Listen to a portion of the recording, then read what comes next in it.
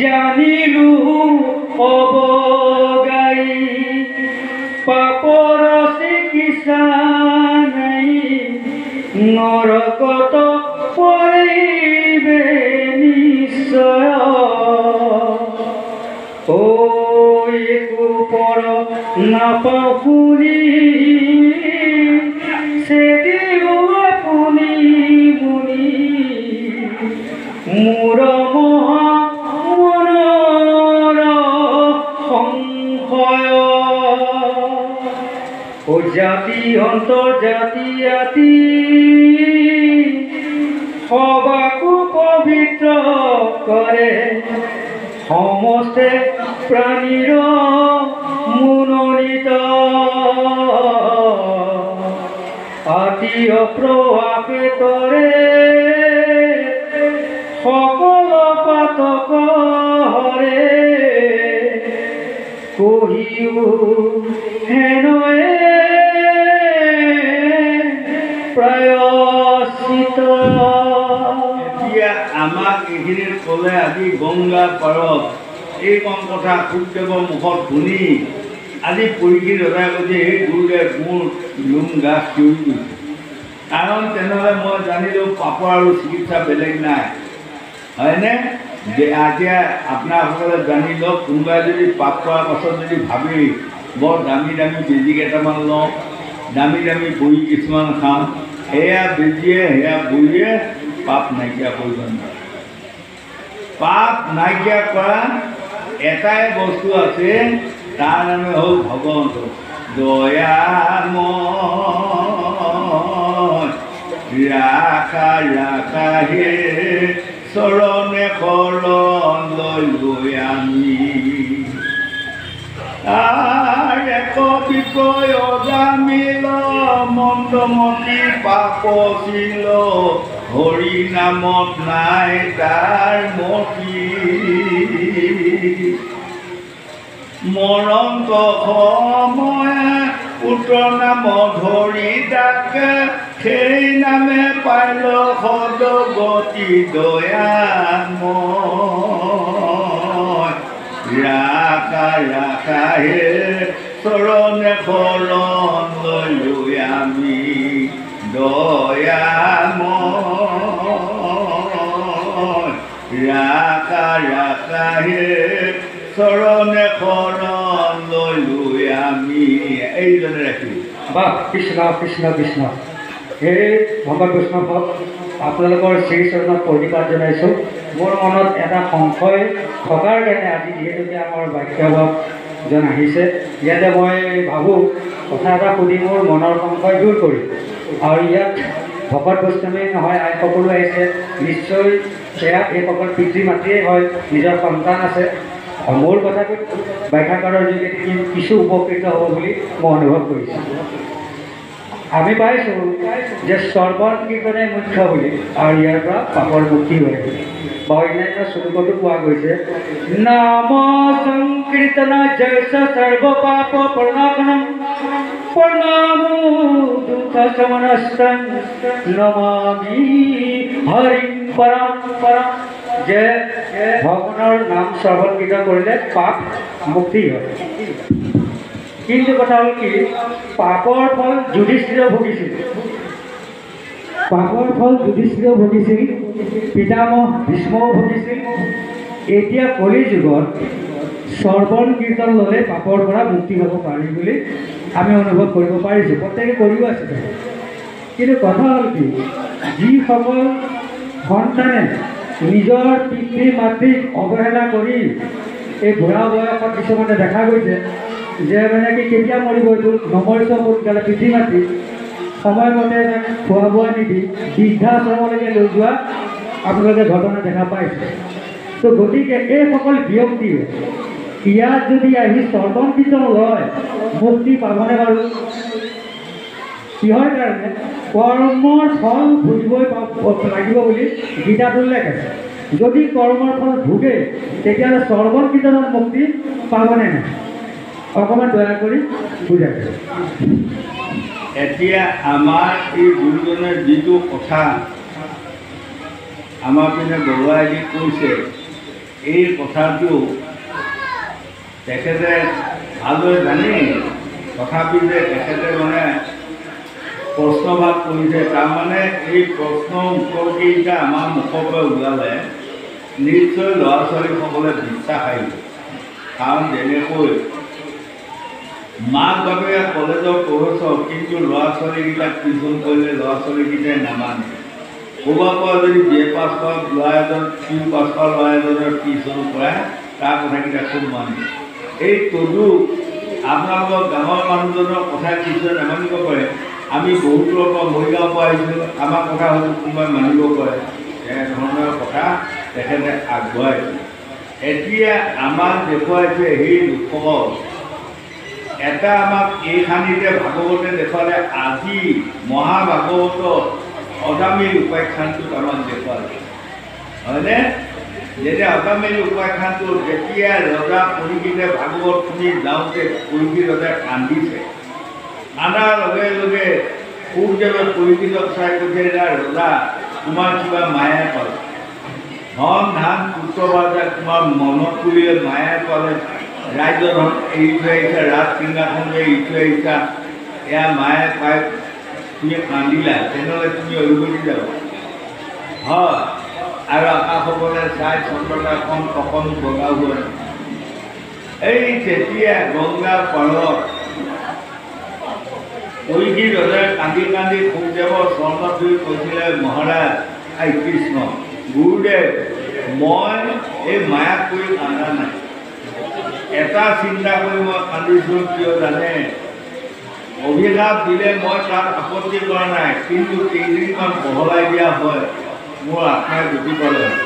এতিয়া এই 7 দিনৰ ভিতৰত আৰু মোৰ আত্মাই গতি নাপাব।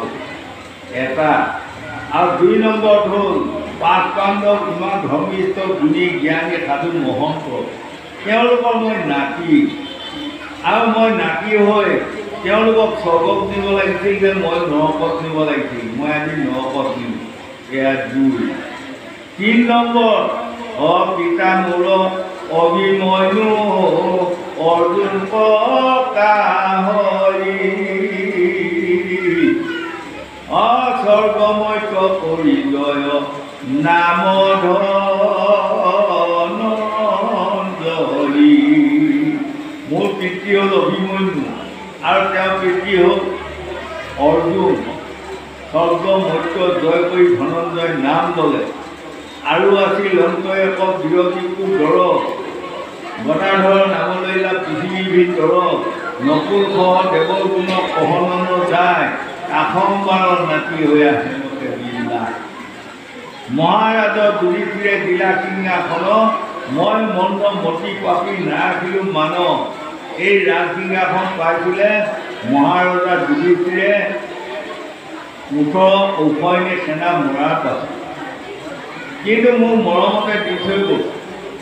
মই সেইসকলক স্বৰ্গত দিব লাগিছিল নে মই নৰকত দিব লাগিছিল? হয়নে?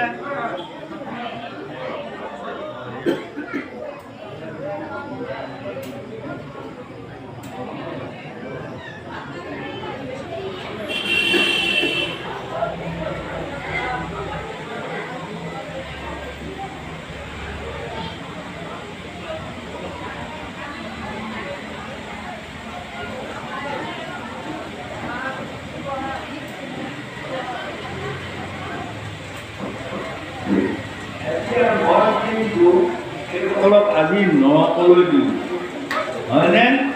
এই বুলি আজি পৰীক্ষিত ৰজাই কান্দা। তেতিয়া গংগা পাৰ সুখদেৱে কৈছে, ৰজা তুমি বেজাৰ নকৰিবা, তুমি দিন গোটেইকেইটা পালা। দিন কেইটা কোৱাচোন? 7টাই দিন। 7টা দিনে বাগৰি আছে। গতিকে তোমাক গোটেই দিনকেইটাকে দিলে তোমাৰ ভাগ্য ভাল। যদি কেনেবাকৈ সিমিমুনি মুখত আহিলে হয়, নিমিষৰ ভিতৰতে তখন দমন কৰে, তেতিয়াতো আৰু ক'ব নাথাকিব।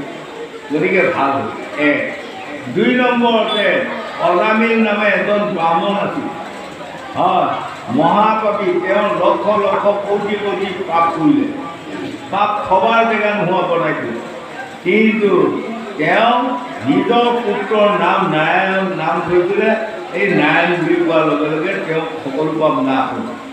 হয়, আজি সেইটো আখ্যানে আমাক গাই আছে, হৰিৰ নামৰ শুনিও মহিমা সাৱধানে কৰা চিত, অজামিল নামে আছিলা ব্ৰাহ্মণ বেশ্যাত ভৈলা প্ৰকৃত, বিপ্ৰ উলসে বেশ্যাৰ গৰ্ভত দশ পুত্ৰ জাত ভৈলা, অতি দয়াকৰ কনিষ্ঠ পুত্ৰ নাৰায়ণ নামত ভৈলা।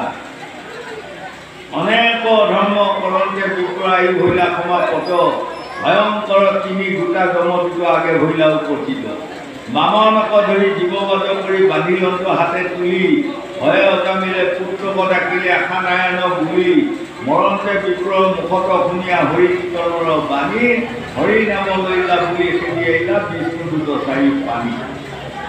হয়নে? লগে লগে চাৰিজন বিষ্ণুদূতে আহি যমদূতক চেমনিয়াই বাহিৰ কৰি দিলে। এইয়া মূৰ্খ যমদূত, তেওঁ নাৰায়ণ নাৰায়ণ বুলি চিঞৰি আছে, তেওঁ সকলো পাপ খেদ, তথাপি তোমালোকে বান্ধি লৈ যান্ত্ৰণা দি আছা। হয়নে?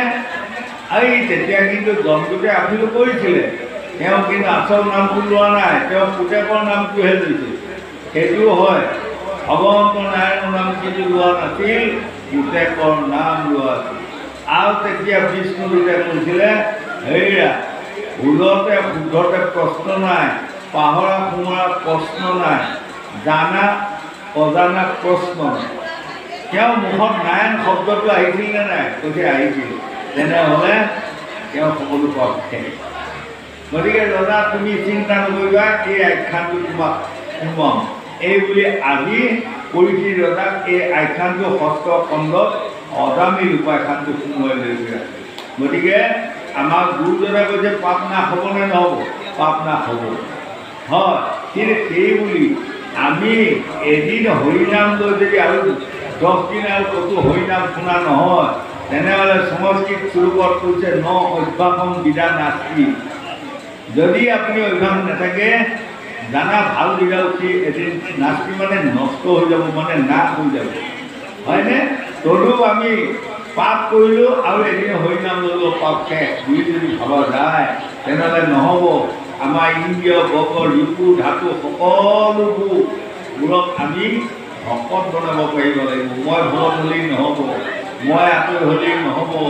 আমাৰ ইন্দ্ৰিয় বৰ্গ ৰিপু ধাতু যিদিনা আমি আঁতৰি বৈষ্ণৱ বনাব পাৰিম, সেইদিনা আমি সকলোৱে আত্মাক গতি দিব পাৰিম বুলি 4 বেদ শাস্ত্ৰৰ ওপৰৰ পৰানে আমাক বুজাই আছে।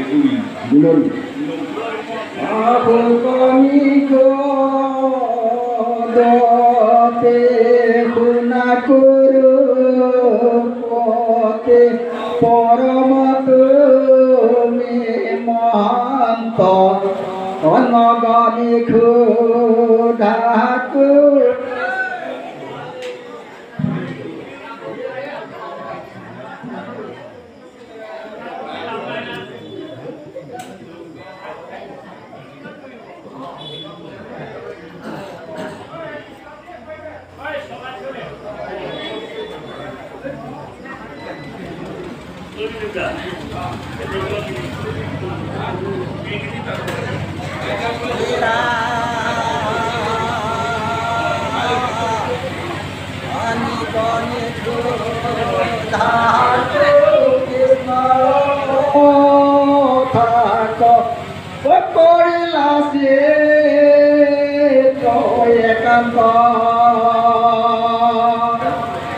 কথা পুছিলা তাহার শুনা খাব ধানে চিতে পাপ মূলে বিচারে ন পারে জানা কর্ম প্রায় চিতে অজ্ঞানী প্রায়চিত শাস্ত্রী পাপতমো হয় বিজয় বিষয় হয় উপজে পাপ দুনাই জানে কে জানি মানুষ প্রায় ঈশ্বৰ জ্ঞানৰ পথ পৰম লভ যিটো প্ৰায় চিত শুনায়াবে মহাৰথ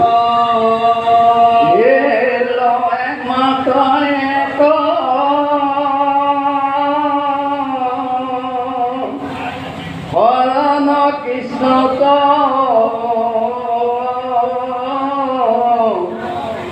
আনন্দে নাহি মতি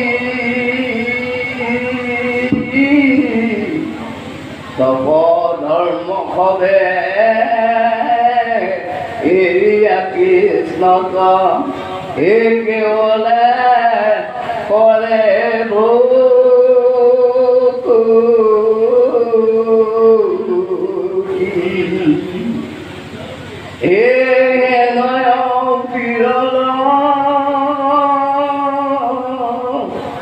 ভকত সকলে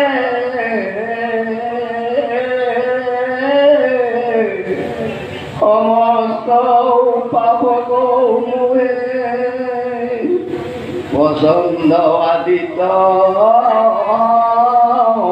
যেন জগতৰ এই কিমিৰা নিষেধে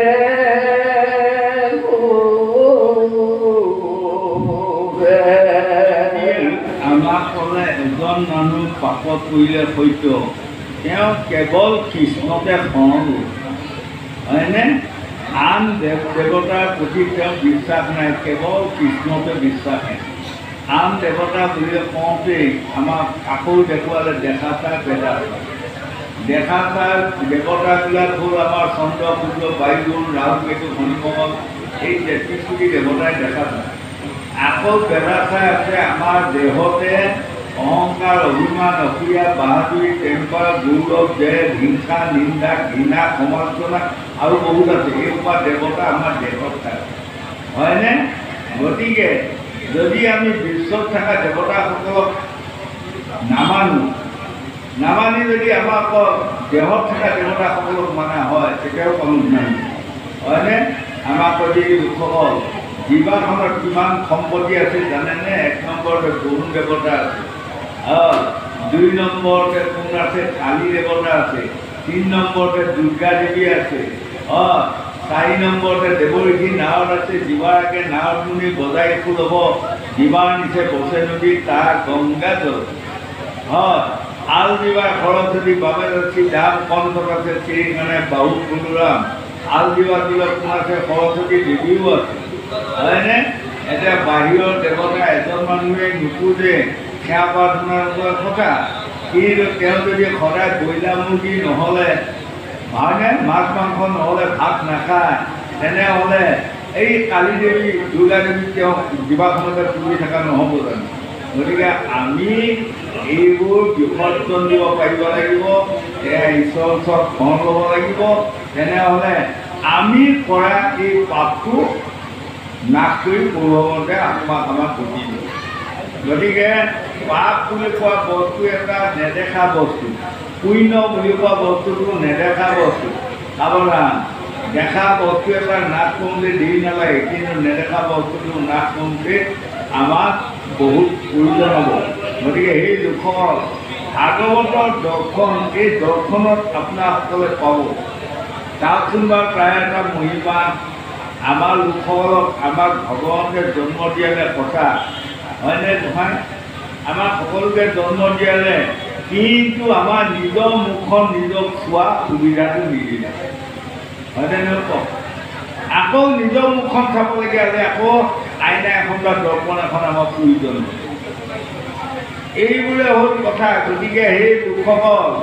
আপোনালোকে নিজক চিন্তা কৰা আগমুহূৰ্ততে আমি আগত গুৰুক চিন্তা কৰিব লাগিব গুৰু ব্ৰহ্মা গুৰু বিষ্ণু গুৰুদেৱ মহেশ্বৰ গুৰুদেৱ ব্ৰহ্ম তস্मै শ্ৰী গুৰুৱে নমঃ অজ্ঞানত তিমি ৰাধস্য জ্ঞানঞ্জনম শলাকয়া চৈগুৰি উন্মোলিতম যেন তস্मै শ্ৰী গুৰুৱে নমঃ আমি ৪ গুৰু ৩ শৰণতে হ'ব আমাৰ জন্ম নিদান ৪ গুৰু মানে প্ৰথম গুৰু কি পিতৃ মাতৃ পিতা স্বৰ্গ পিতা ধৰ্ম পিতা হি প্ৰণম কব জননী জন্মভূমি স্বৰ্গাদপি তুলিয়সী। এই পিতৃ মাতৃ আদিবোৰ। দ্বিতীয় নম্বৰ গুৰু হ'ল প্ৰভু ভগৱন্ত গোবিন্দ ৰাম মুৰাৰী মুকুন্দ ৰাম মুৰাৰী ভকতি লোচন দুখ বিমোচন ভকতৰ ভয় হাৰি। 3 নম্বৰ গুৰু হ'ল শিক্ষক শিক্ষয়িত্ৰীসকল। 4 নম্বৰ গুৰু হ'ল পথ প্ৰদৰ্শক শিক্ষা গুৰু। হয়নে? এই পথে যাওক, এইখন মন্ত্ৰ লওক, আপুনি আত্মাক গতি দিয়ক। গতিকে এই 4 গুৰু। 3খন নামখন গুৰুখন সন্তখন তেওঁ আমাৰ জন্ম নিবাৰণ। আমাৰ আইসকল বুঢ়াসকল আমি নামতে গাওঁ। নামতে শৰণ গুৰুতে শৰণ ও সন্ত শৰণ লৈলে জন্ম নিবাৰণ হে নামতে শৰণ গুৰুতে শৰণ। এই 3খন 4খন 4 গুৰু 3খন তেওঁ আমাৰ জন্ম নিবাৰণ। এইকেইটা যদি আমি সকলোৱে পালন কৰি যাওঁ তেনেহ'লে আমাৰ শৰীৰকে পাপ পলাব, ই ৰেহাই নাই। গীতাত কোৱা নাই জানো? আপোনাৰ বাৰীত যেনিবা শিয়াল এটা সোমাল, শিয়ালটো ডকাবৰ কাৰণে আপুনি সিংহ এটা বিচাৰি ফুৰিবলগীয়া নাই। হয়, যদি জানে আপোনালোকে কুকুৰ এটা লগাই দিলেও শিয়ালটোক খেদিব পাৰিব। এইটোতো আমাক ভাগৱতেও এতিয়া উদাহৰণ দি গৈ আছে। গোবিন্দ দাস রামাসন যোগ কৃষ্ণ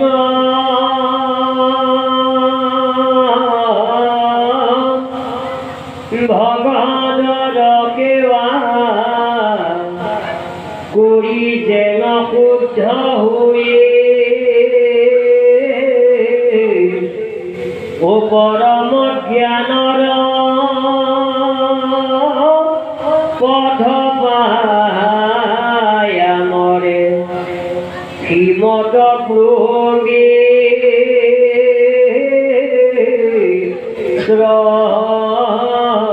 শ্রণুই জ্ঞানর পথ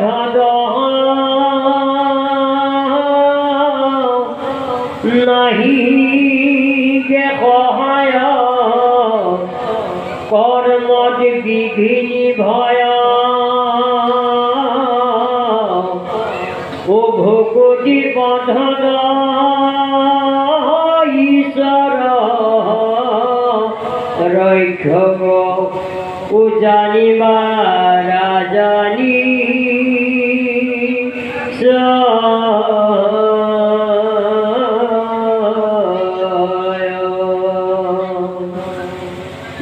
রাম জ্ঞান কর্ম একো অপেক্ষান করে কেবলে ভক্তি দ্বারে অভক্তি সহায় নলৈ নগরে ই করিবে কিছু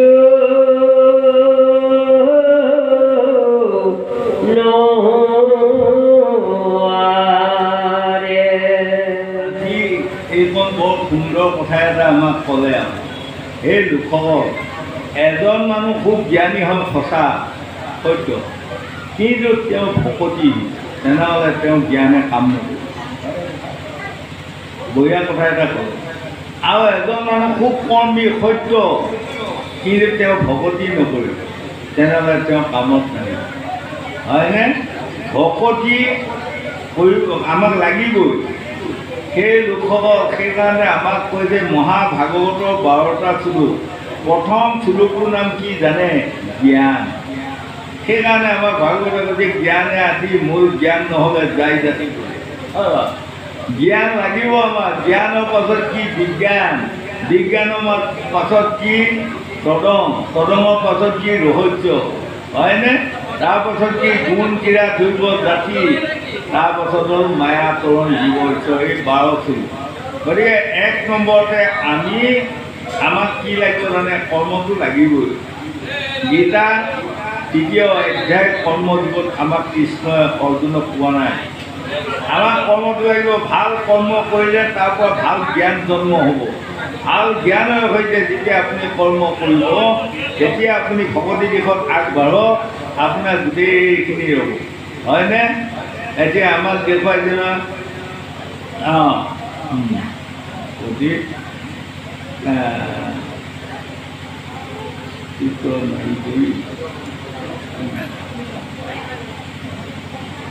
শিমলুৰ পৰ দেখি তাতে পৰে নানান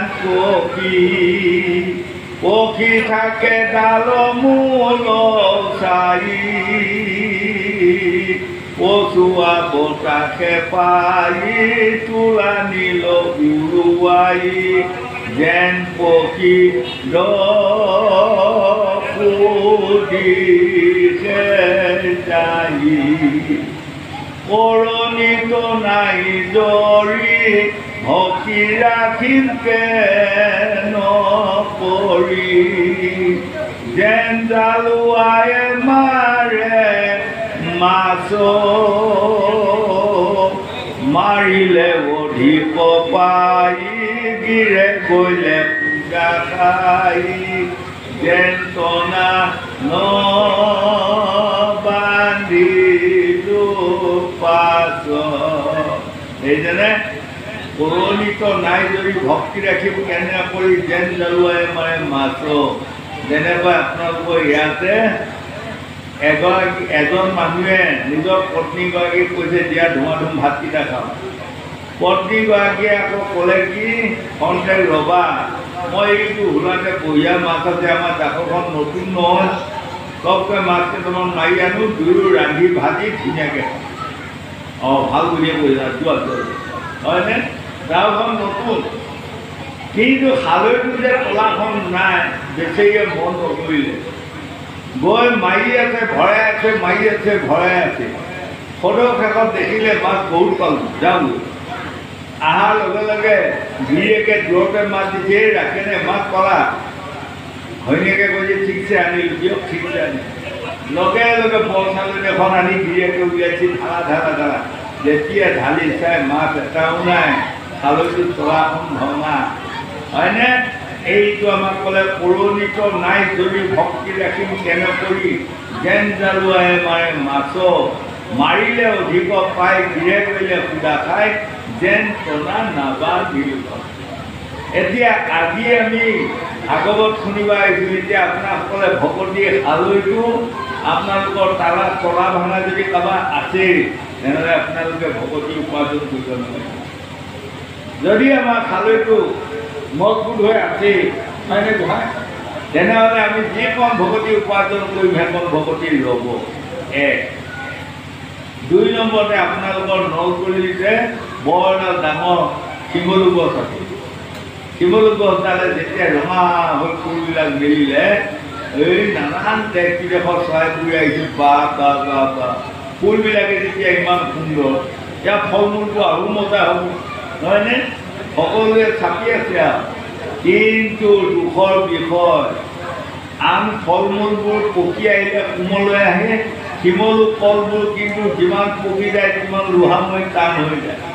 হয়নে এদিন পচুৱা বতাকে পাই আগি চিগি চুৰমা কৰি লৈ গুচি গ'ল তেতিয়া চৰাইসকলে কোৱা মতে কৈছে আপুনি ক'ৰ পৰা আহিছে কৈছে মই জাৰ্মান আপুনি বোলে জাপান আপুনি ক'ৰ ভাৰত আপুনি ক'ৰ ইয়াক ইটা দিয়া কৈছে এতিয়া যাকৈ যাওক ইমান দিন ৰখিলোঁ ফল মূল খাম বুলিয়ে একো খাব নাপালোঁ এই তলটো আমাৰ মায়া সংসাৰখনত আমাক বুজালে ধন ধান পুত্ৰ ভাৰতে আমি সকলোৱে আছোঁ একেডাল শিমলু গছতে কৰি ক'ৰ পৰা আহিছে কেনেকৈ কৰি আছোঁ হয়নে কাৰ পুত্ৰ কোনে হ'ব পাৰে কাৰ মাতৃ কোনে হ'ব পাৰে কাৰ ঘৈণীয়েক কোনে হ'ব পাৰে কাৰ গিৰিয়েক কোনে হ'ব পাৰে কওকচোন বাৰু আত্মাৰ কিবা চিহ্ন আছেনে আপোনালোকৰ এই নলগুৰি কঢ়িয়াব এইডোখৰ আত্মাবোৰ ৰঙা আমাৰ মৰিগাঁৱতে বগা যোৰহাটত মানে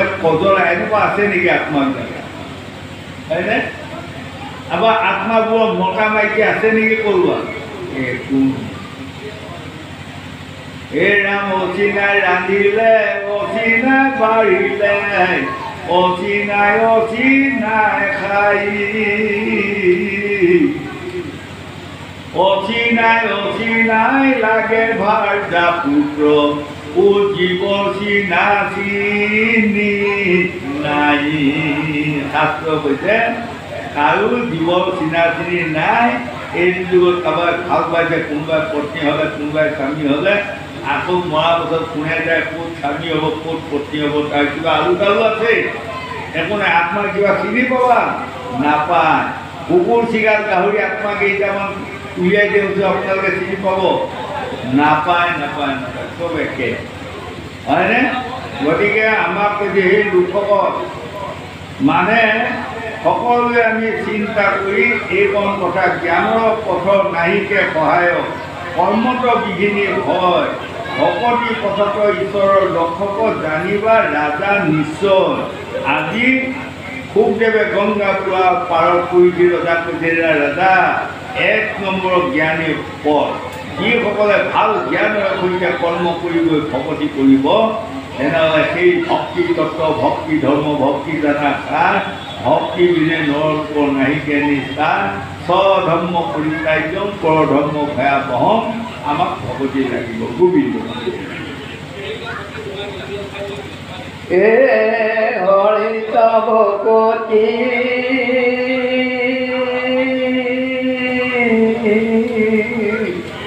যিজনে নকৰে পৰম মলিন বুদ্ধি কৰৈ প্ৰায়চিত কোটি গত যদি তথাপি লোহিকে গতি যেন সুৰা বান্ধ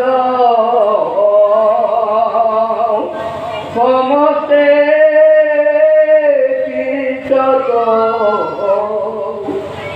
পকালিলে পালে দুখ নাহিকে কিছু পবিত্ৰ তথাপি এনয়া